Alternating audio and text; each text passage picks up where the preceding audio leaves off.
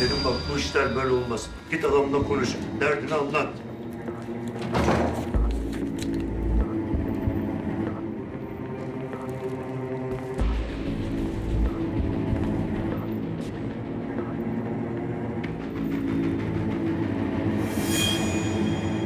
Abiniz burada mı?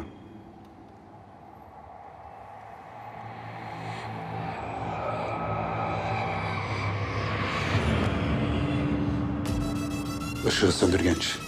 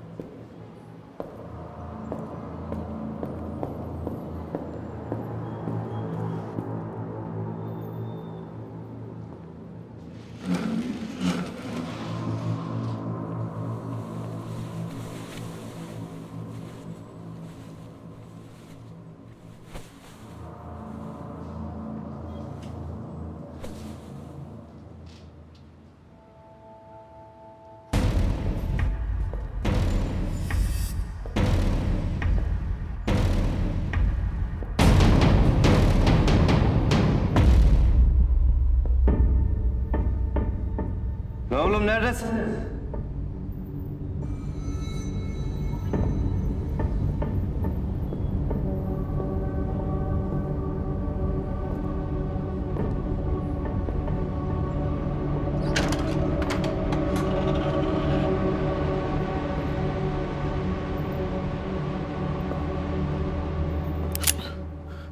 Aç ışığı, aç.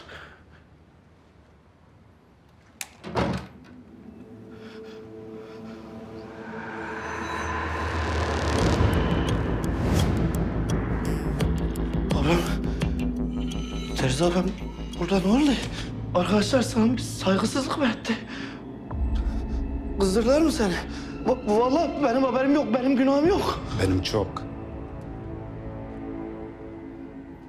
Abam ben emir kuluyam yiyem.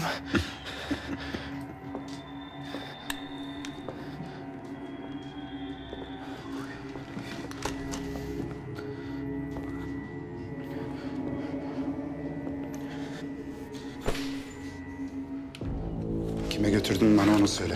İskender abiye teslim ettim abi. İskender ne yapacak lan? Vallahi abi adamı senin alacağını duyunca onu bana getireceksin dedi.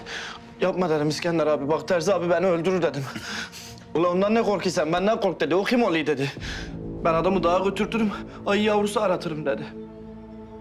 Terzi abim vallahi ben emir kuluyum.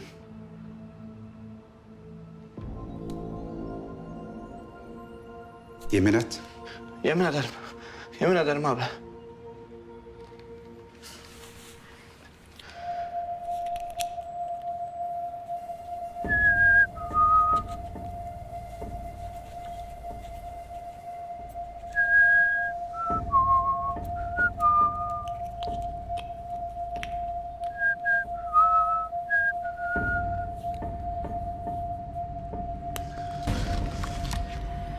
Abim yapma. Abim kurban olayım yapma Terzi abim. Abim Allah'ını seversen yapma. Abim.